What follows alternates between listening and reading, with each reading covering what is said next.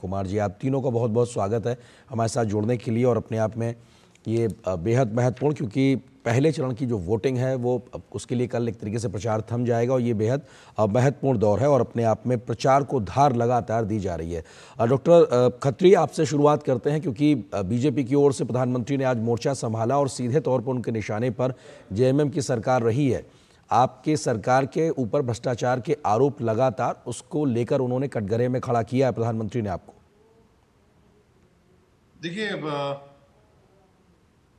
जब जब चुनाव होते हैं तब तब प्रधानमंत्री नरेंद्र मोदी जी झारखंड आते हैं। उसी की कड़ी में आज उनका एक रोड शो भी था,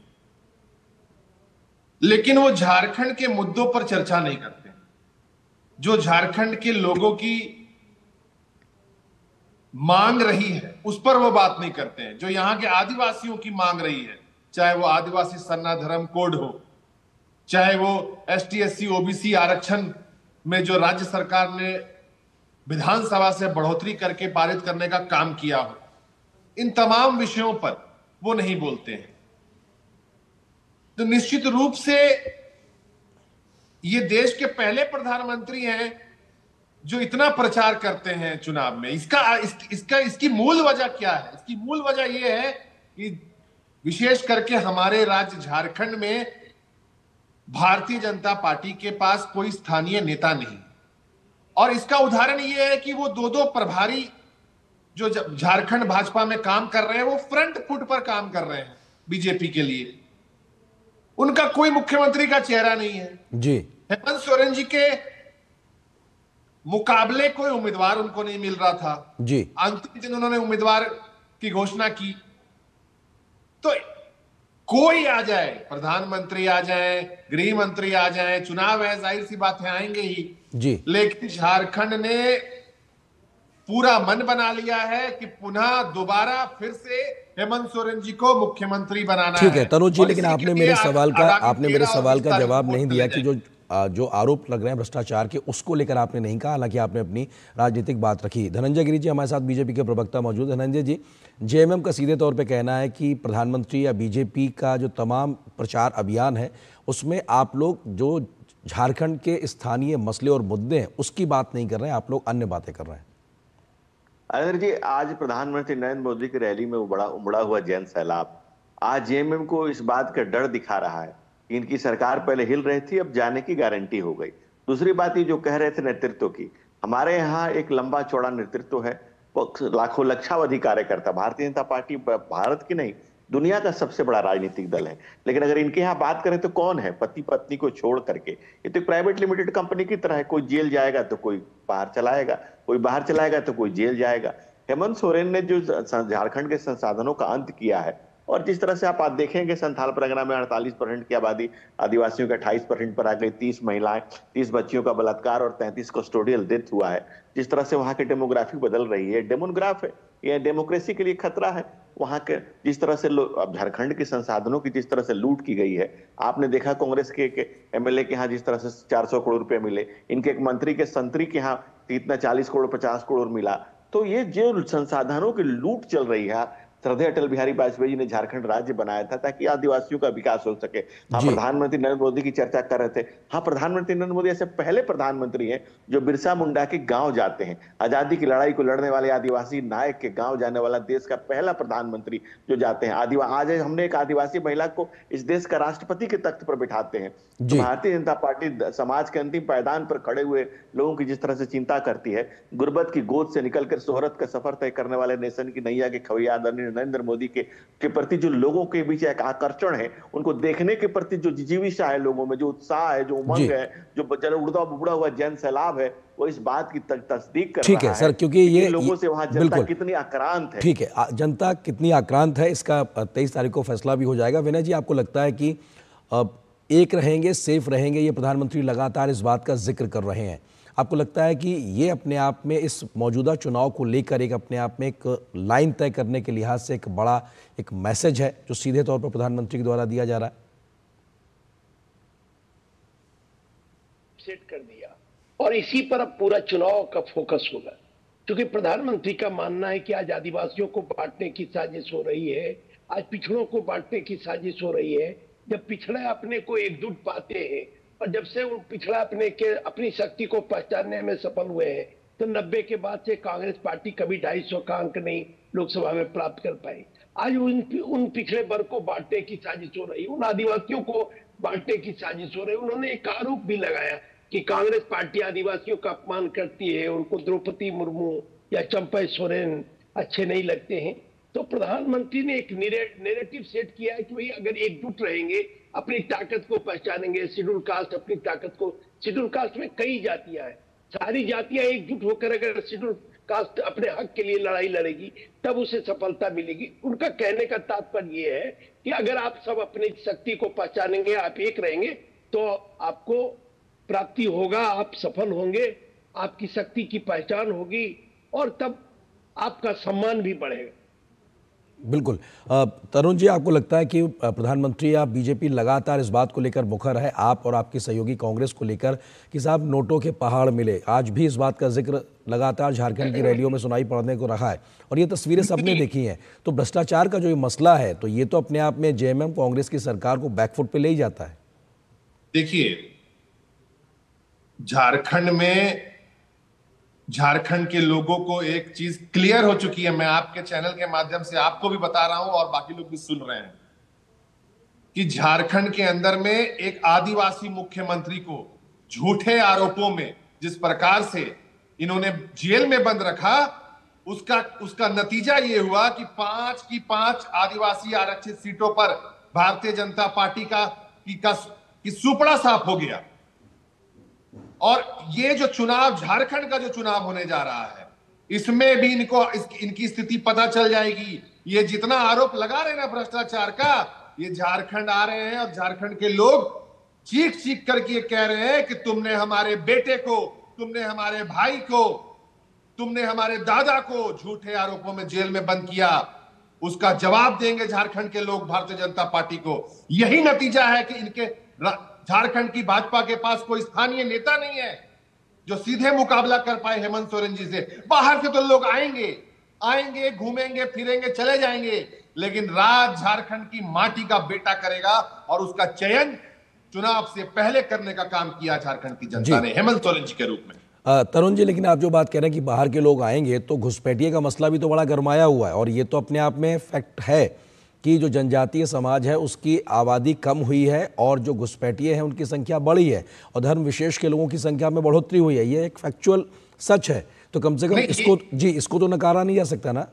ये भी एक फैक्ट है कि पिछले दिनों अभी 24 से 48 घंटे हो रहे हैं कि माननीय सुप्रीम कोर्ट ने केंद्र सरकार को नोटिस किया है घुसपैठ के मामले पर। हम लगातार कह रहे हैं कि यह घुसपैठ का मसला केंद्रीय गृह मंत्रालय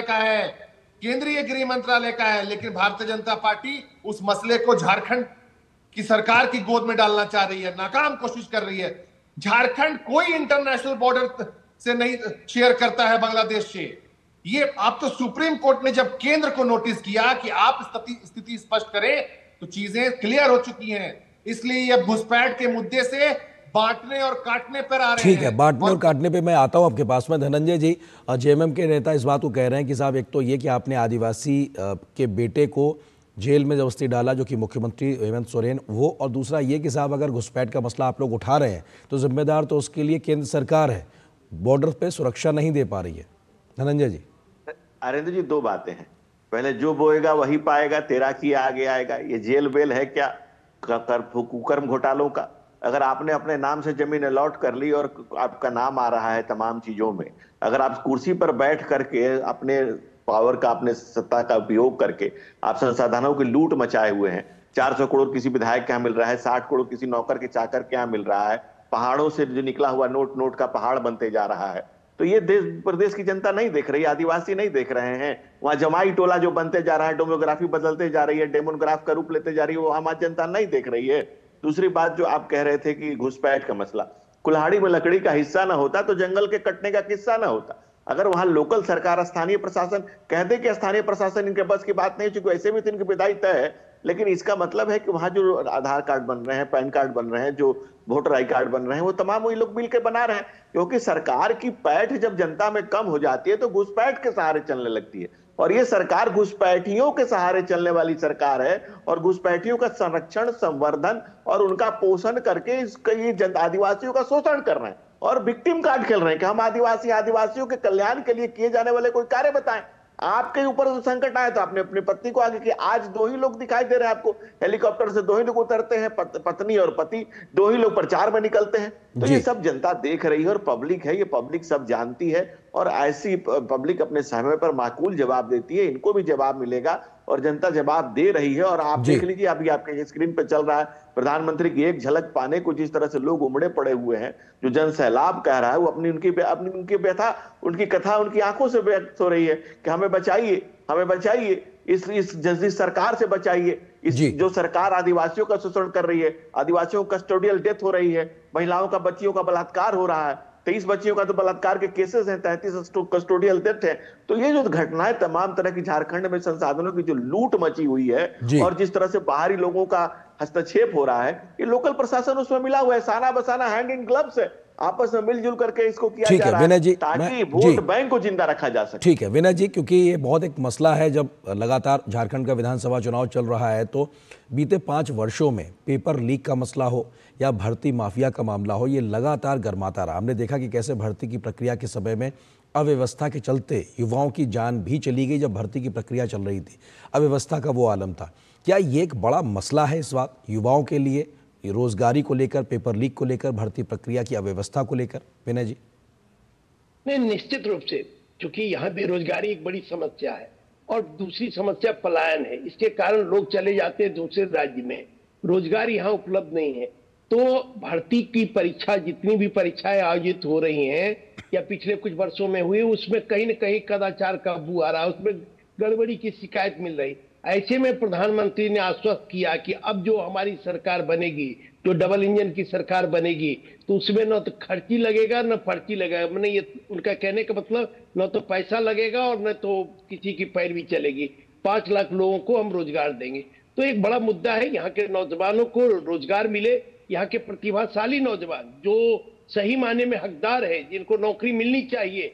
क्योंकि जब फेयर एंड फ्री नहीं होगा एग्जाम, तो कैसे आपको रोजगार मिलेगा, कैसे आप मेरिटोरियस स्टूडेंट उसमें compete करेंगे। इसलिए ये एक बड़ा मुद्दा है।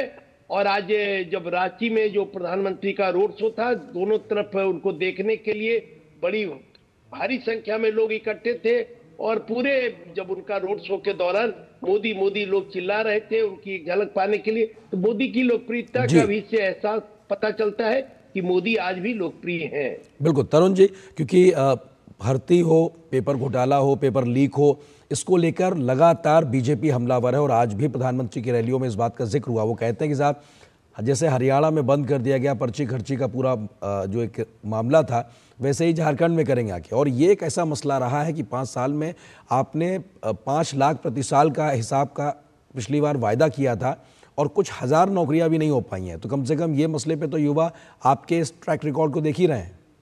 देखिए, जब भारतीय जनता पार्टी के लोग नियुक्तियों की बात करते हैं, नौकरियों की बात करते हैं, तो ये हास्यास्पद लगता है। 2 करोड़ नौकरियों का वादा करने वाले लोग पकौड़े तलने पर आ गए। नीट की परीक्षा का पेपर लीक हुआ देश में, एनटीए नेट की परीक्षा का पेपर लीक हुआ। मतलब एक तरफ आप फर्जी डॉक्टर बना रहे थे और दूसरी तरफ फर्जी प्रोफेसर बना रहे की योजना बना रहे थे। सीबीआई जांच से साफ इनकार कर दिया केंद्रीय मंत्री ने। मोदी जी ने एक शब्द नहीं कहा। गुजरात में पेपर लीक हुआ, उत्तर प्रदेश में पेपर लीक हुआ, लेकिन कोई जवाब नहीं आता है भारतीय जनता पार्टी का। हमारे यहां अगर शिकायत मिली तो then and there exam cancel किया गया, इंटरनेट को बंद किया गया ताकि ये लोग अफवाह ना फैला पाए, पेपर लीक ना कर पाए। हमने कठोर कानून बनाया पेपर लीक का और उसको विरोध करने झारखंड की भाजपा राजभवन पहुंच गई। तनुज जी मेरा सवाल ये था कि जब पिछले विधानसभा चुनाव में, जब पिछली तनुज जी सवाल सुन लीजिए, तनुज जी सवाल सुन लीजिए। सवाल ये था कि जब पिछले विधानसभा चुनाव के समय आप लोग अपने वायदे लेकर आए तो प्रतिवर्ष 5 लाख रोजगार देने का वायदा जेएमएम ने किया था, वो नहीं दिखाई पड़ रहा जमीन पे। कुछ हज़ार नौकरी भी नहीं सरकारी काम नहीं हुआ। नियुक्तियों को कोर्ट में ले जाने का काम इन भाजपाइयों ने किया। अरे जरा 2 करोड़ नौकरियों पर भी सवाल ले लीजिए। 10 साल में कितने नौकरियां हो जाएंगी? ठीक है धनंजय गिरी जी, वो ये कह रहे हैं कि आप लोगों ने अपने नौकरी के वायदे पूरे नहीं किए, इसलिए वो भी क्यों करें, आप खुद करिए, तब उनसे सवाल पूछिए, आपके पास हक नहीं है सवाल पूछने का।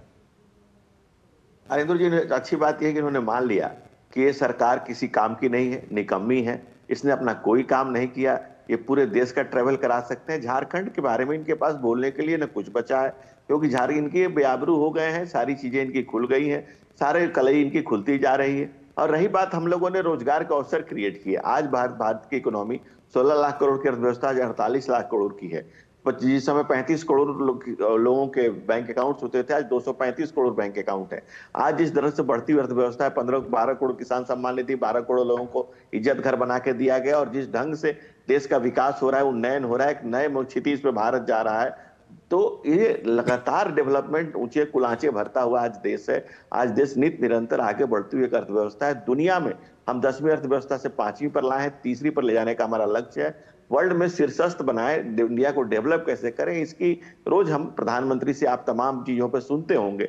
दुनिया के जितने बड़े विचारक हुए, मार्क्स हुए, मिल्सी हुए, मैकफरस हुए, प्रोफेसर लास्की हुए, भारत में बाबा साहब डॉक्टर भीमराव अम्बेडकर, ज्योतिबा फूले, या जो भी कुछ भी हुए, प्रधानमंत्री ने उसका सार तत्व दिया कि सबका साथ, सबका विकास, सबका विश्वास, सबका प्रयास। लेकिन यहाँ तो सिर्फ परिवार की बात है। एक परिवार पति पत्नी को मिलकर के पूरे झारखंड को नोच खसोट लगी हुई है, और इनके चंद कारिंदों के द्वारा जो किया जा रहा है उसको झारखंड के आम आदिवासी, आम जनमानस देख रहा है, और उसका माकूल जवाब दे रहा है। इनकी झुंझलाहट, इनकी बौखलाहट यही बता रही है, कहने के लिए इनके पास कुछ नहीं है। ठीक बात है कि 13 तारीख और 20 तारीख को जनता झारखंड की तय करेगी कि आखिर किसके हिस्से 23 तारीख को जनता कमान सौंपती है झारखंड की। फिलहाल वक्त इतना है। आप तीनों मेहमानों का बहुत शुक्रिया हमारे साथ जुड़ने के लिए, इस विषय पे विस्तार से बात करने के लिए। तो निश्चित तौर से ये बेहद महत्वपूर्ण है, और ये इस बात पे नज़र भी रहेगी कि आखिर किस तरीके से झारखंड में नई सरकार किसके हिस्से आती है। फिलहाल एक छोटे से ब्रेक के लिए रुकेंगे, लेकिन ब्रेक के उस बार आपको बताएंगे कि महाराष्ट्र में किसके वायदों पर जनता अब करेगी भरोसा, क्योंकि आज वायदों का पिटारा खुला है दोनों ही गठबंधनों की ओर से। इस खबर पर होगी नजर। फिलहाल एक छोटे से ब्रेक के लिए रुकते हैं।